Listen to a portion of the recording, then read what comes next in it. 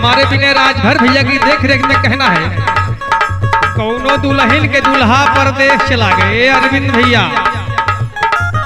दुल्हनिया कहले का अरे पिया नहीं ईबा बहरवा से घर, अरे पिया नहीं ईबा बहरवा से घरवा की हम नहीं हरवा जइबे ना।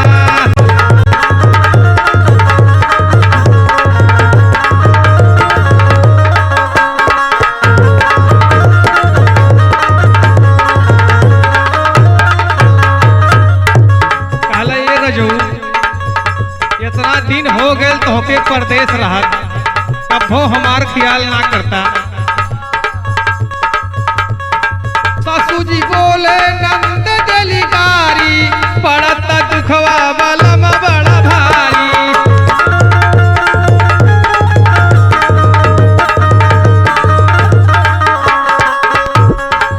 सासू जी बोले नंद जलिकारी पड़ता दुखवा बलम बड़ा भारी।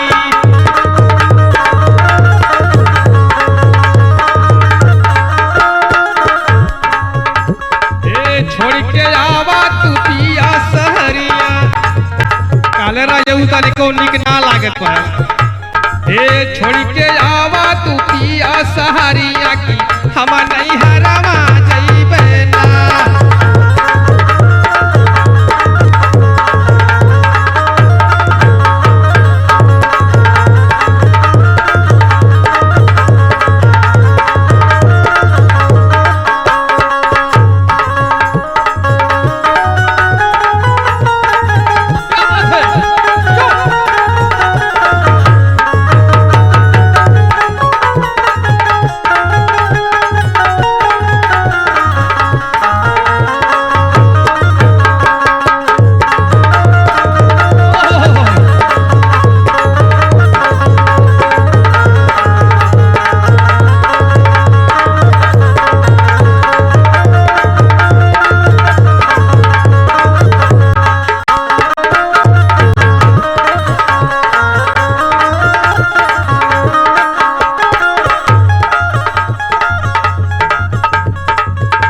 लेकिन और का कहले भैया,